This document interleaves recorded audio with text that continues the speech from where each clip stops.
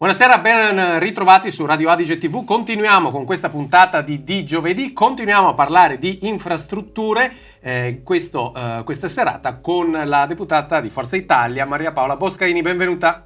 Grazie a voi dell'invito sempre. Partiamo con un'infrastruttura che ancora non esiste, ma si comincia a discuterne in modo serio. Vediamo questo articolo di qualche giorno fa, in realtà, e c'è il suo annuncio, c'è l'ok al commissario per il treno Verona-Catullo-Garda. Così si sveltirà l'iter, diceva appunto nel suo comunicato. Partiamo da cos'è quest'opera di cui si discute, insomma, ne abbiamo parlato anche a livello regionale negli scorsi mesi. Qual è l'importanza di quest'opera? Una ferrovia che colleghi la città all'aeroporto, al lago di Garda. Ma questa è un'infrastruttura molto molto importante. Mi dispiace solo che se ne sta parlando, credo, da qualche decennio, e oggi è sicuramente tardi, perché questa infrastruttura sarebbe servita molto per valorizzare anche il nostro aeroporto, che vorrei ricordare in questa sede è un aeroporto che sta regredendo anziché progredendo, e mi preoccupa molto questo perché leggevo in questi giorni, poi arrivo all'infrastruttura certo. del collegamento ferroviario, ma leggevo in questi giorni che dall'anno prossimo sembra che un po' di Vinitaly venga trasferito anche su Milano, e mi chiedo se la nostra fiera comincia a perdere colpi proprio perché mancano anche i collegamenti con l'aeroporto. Per cui è un'infrastruttura che doveva essere fatta se ci fosse stata lungimiranza tanti anni fa. Appena mi sono insediata con l'onorevole Tosi avevamo avuto un incontro con il nostro segretario Ferrante e i responsabili di Ferrovie dello Stato e si era parlato di questo progetto. Allora il direttore di Ferrovie dello Stato ci aveva fatto vedere il progetto e ci diceva che era già nel loro piano delle opere almeno una prima parte, e ci invitava a far sì che spingessimo sul fatto di avere un commissario, perché i tempi sarebbero stati ridotti, perché lui ci parlava di 8-10 anni per la realizzazione, per cui sono tempi molto lunghi. Certo. Per cui da lì ho cominciato a fare delle interrogazioni nella mia commissione, dove ho sempre ricevuto dal ministro Salvini delle risposte positive sulla nomina del commissario.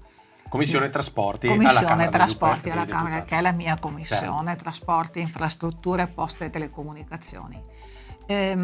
L'ultima interrogazione che ho fatto, ho detto ok, mi sta bene che ci sia l'ok, però mi piacerebbe capire anche i tempi.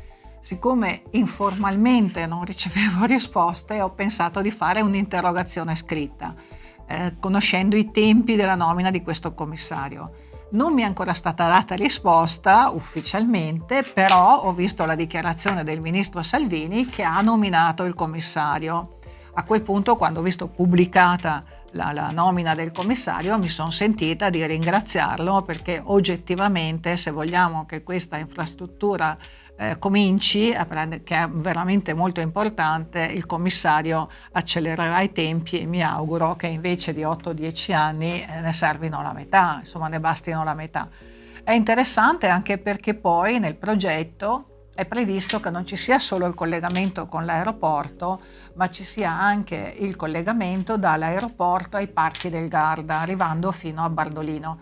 Siccome anche la strada che va verso il lago di Garda sappiamo quanto è intasata, soprattutto per Gardaland, per gli altri parchi divertimento che ci sono, ecco, penso che questo sia molto utile per alleggerire un po' il traffico, non solo dell'estate ma di tutte le stagioni, per i parchi divertimento, e che possa anche valorizzare il nostro lago di Garda, che vorrei ricordare che abbiamo 13 milioni di turisti l'anno, per cui meriterebbe un po' di attenzione da parte di tutti. Certo, e anche la delicatezza dell'ambiente lacustre magari sarebbe da valorizzare anche con mezzi meno impattanti delle auto, come può essere certo. Un treno che porta i turisti o comunque chi vuole arrivare sul lago in modo più sostenibile, come si dice. C'è già una stima dei costi di un'opera del genere? Perché sì, insomma... sono 10 milioni e 8, se non ricordo male, per il costo complessivo, per cui è un investimento importante, ma insomma la nostra città merita di essere valorizzata e merita di avere infrastrutture che non ci faccia perdere anche quel poco che è rimasto. Restiamo sul lago di Garda con un'altra infrastruttura fondamentale. Vediamo questo altro articolo in questo caso di qualche mese fa, eccolo qua, un paio di mesi fa. Arrivano 73 milioni per il collettore, di cui 50 dal Ministero delle Infrastrutture, 22 dal Ministero dell'Ambiente e uno dalla provincia di Verona. Qui era stato fatto un punto a inizio dicembre per fare un po' i conti di quello che manca per concludere un'altra opera fondamentale per il territorio. Il presidente di AGS, Azienda Gardesana Servizi Cresco, parlava di buona politica. Ci vuole un po' di buona politica. È d'accordo? Sono d'accordissimo, e soprattutto è necessario che ci sia una politica che porta avanti le esigenze del territorio. Anche qui già l'onorevole Tosi aveva fatto il suo, però io ricordo che proprio le prime settimane che stavo andando a Roma ho trovato una persona in treno che ci tiene molto al territorio del lago di Garda e mi ha detto: devi darti da fare per il collettore del lago di Garda, perché se succede un'altra volta quello che è successo a Torri ormai 2 estati fa, i turisti da un giorno all'altro se ne vanno, per cui per noi sarebbe un danno economico importante. E io ho aggiunto non solo un danno economico per il lago di Garda, ma anche per tutto il territorio del lago di Garda e anche per la città di Verona, perché questi turisti spesso si spostano anche sulla città di Verona. E per questo motivo ho chiesto all'ufficio legislativo di Forza Italia come si potevano reperire dei fondi. E mi hanno trovato che al Ministero dei Trasporti c'erano 90 milioni non utilizzati che potevano essere utilizzati anche per il collettore. Da qui ho fatto un'interrogazione alla mia commissione.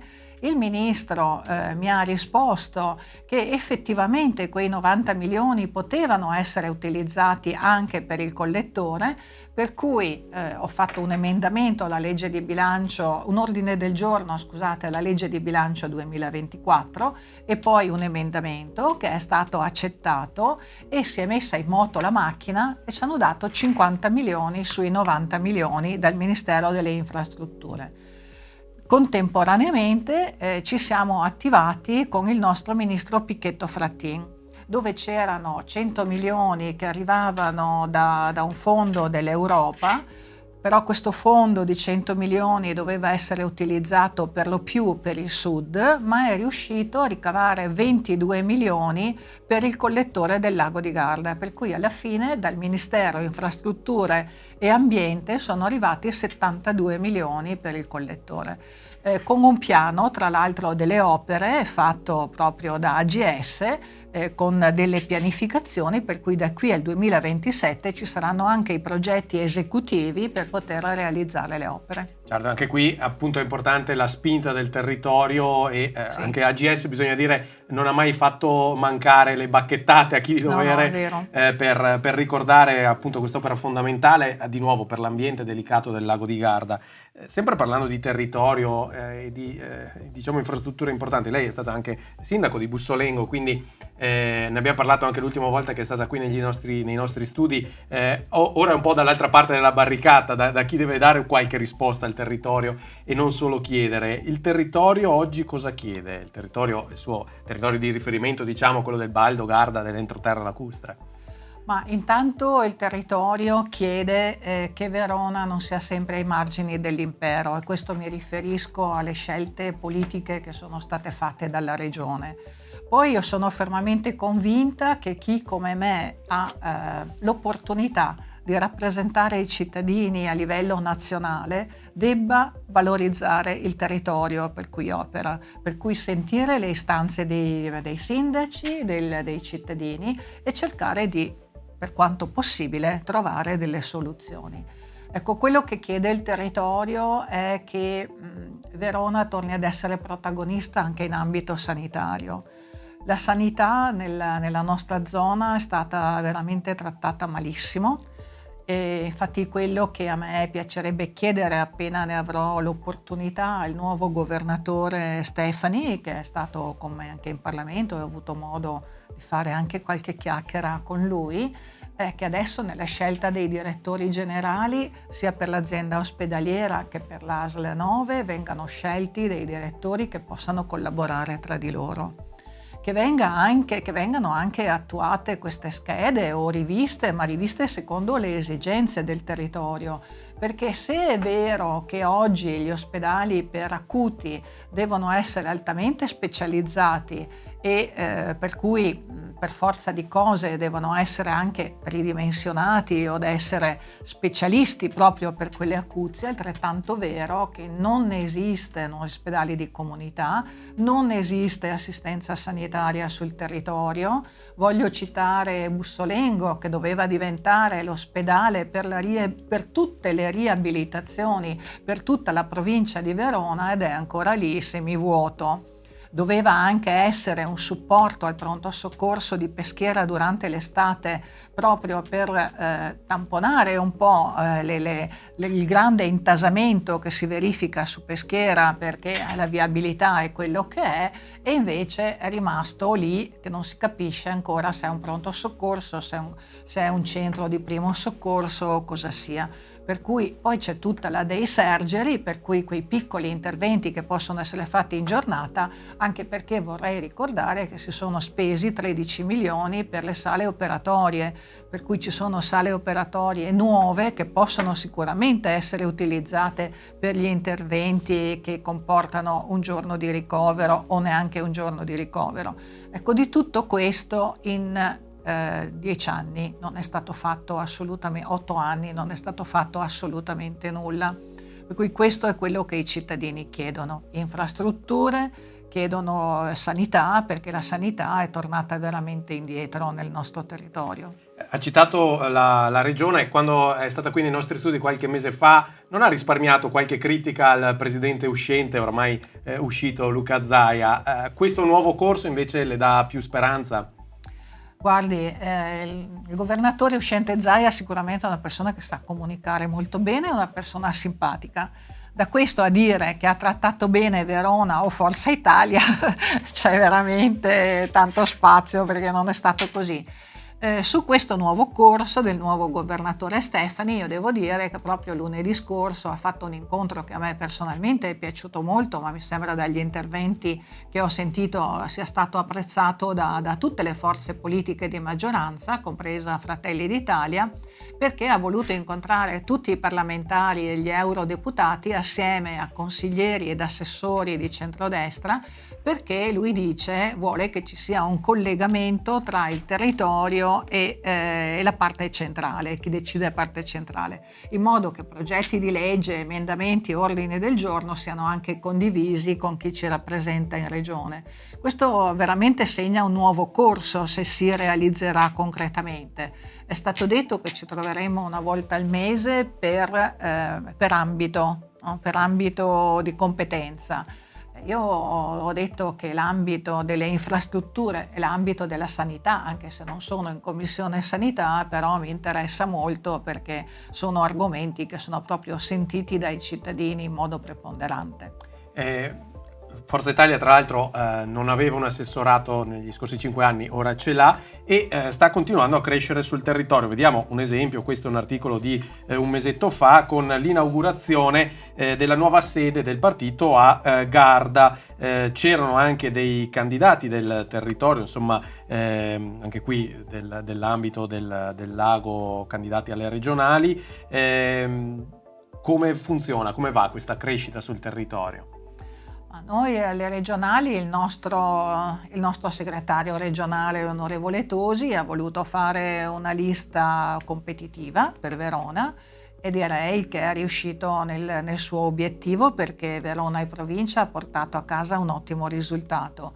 Nello specifico, visto che io sono anche vice coordinatore di Melotti di Forza Italia proprio per tutta la parte del lago e della Valpolicella, sono molto soddisfatta della parte del lago, perché c'era la Orietta Gaiulli, sindaco di Peschiera, e Alberto Buglio, assessore di Costermano, che hanno fatto un ottimo risultato.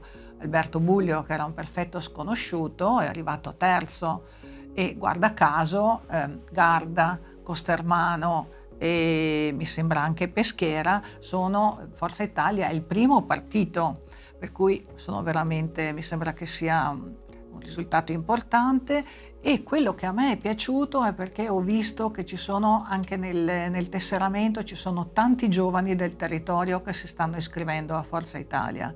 Vuol dire che credono in un partito che sta crescendo, come dicevo l'altra volta, in modo lento, ma sempre cresce, non ci sono i grandi scossoni. E poi il nostro presidente nazionale, il ministro Tajani, si presenta, è molto apprezzato dalla gente perché è una persona moderata, è una persona che sa ascoltare, e credo che la politica oggi debba veramente ascoltare più che andare avanti per slogan. Stimolare l'interesse e l'impegno dei più giovani effettivamente non è assolutamente banale né scontato al giorno d'oggi. Andiamo su temi proprio più prettamente politici. Referendum, fra un mesetto c'è un voto, cosa voterà? Anche se una mezza idea potremmo averla. È ovvio che voterò sì, ma non perché lo dice il partito, ma perché ne sono profondamente convinta. Io ho la fortuna in Parlamento di essere seduta vicino a 2 persone che sono in Commissione Giustizia, sono 2 penalisti, per cui che ci capiscono, e che sono stati tra i protagonisti, assieme all'onorevole Pittalis, di questa riforma. Siccome io non ho fatto giurisprudenza, ma ho fatto economia, e sono però una persona curiosa, cerco sempre di capire, e devo dire che mi hanno non convinto di più. Quello che mi dispiace è che oggi il centro-sinistra sta facendo di tutto per farlo diventare un referendum pro o contro questo governo. Questo vuol dire non fare gli interessi del cittadino, perché stanno girando tanti filmati di persone che oggi dicono no al referendum, che qualche anno fa dicevano sì alla separazione delle carriere, dicevano sì all'estrazione dei componenti del CSM. Allora un po' di coerenza ci vuole, vero, nella politica, perché non puoi dire una cosa e poi la smentisci solo perché sei contro questo governo. Per fortuna tante persone di sinistra vedo che dicono quello che pensano e quello che pensavano anche qualche anno fa, ma non è sempre così. Vorrei dire una cosa: la separazione delle carriere serve per dare una garanzia ai cittadini, ma quello che è più importante ed è quello che dà fastidio ai magistrati, è l'estrazione a sorte dei componenti del CSM, perché come siamo estratti a sorte nelle giurie popolari per decidere se dare l'ergastolo o no a una persona, come vengono estratti a sorte i componenti che devono giudicare il Presidente del Consiglio o i ministri, devono essere state a sorte anche alcuni componenti del CSM, che poi è un terzo tra l'altro. E non è vero che possono essere persone che non hanno esperienza, perché quello che dicono in pochi è che sono magistrati che hanno più di 25 anni di esperienza, per cui non sono degli sprovveduti. Ecco, l'estrazione a sorte, mi dicono i miei colleghi che hanno fatto le audizioni in Commissione di Giustizia, che è quello che dà veramente fastidio, perché lì si tolgono proprio le correnti politiche. Allora, se la sinistra contesta questo, vuol dire che la sinistra ha tutto l'interesse ad avere le correnti politiche, mi viene da dire. Andiamo in chiusura. C'è chi dice che in Italia siamo sempre in campagna elettorale, l'anno scorso le regionali, adesso il referendum, l'anno prossimo a Verona, poi di mezzo qualche altra amministrativa, l'anno prossimo a Verona si vota per le amministrative. Centrodestra, secondo lei riuscirà a tornare unito questa volta o c'è ancora tanta strada da fare? Io mi auguro davvero che il centrodestra vada unito. Per quello che sento, parlando con gli altri colleghi delle altre forze politiche di centrodestra, mi pare che tutti convengano che bisogna andare uniti alle prossime amministrative. Chiarissimo. E vuole anche sbilanciarsi su un nome che secondo lei può unire il centrodestra? Io sono di parte, non dico il nome, ma penso che si possa ben immaginare, e credo che ci voglia una persona competente, che abbia visione, che abbia esperienza e che sappia soprattutto ridare sicurezza, perché manca la sicurezza, e fiducia in questa città, perché ne abbiamo bisogno. Allora, grazie alla deputata Paola Boscaini per essere stata con noi questa sera. Grazie a voi. E Buona serata. Grazie, e continua la puntata di oggi con Di Giovedì, cambieremo tema con la prossima intervista. Buon proseguimento.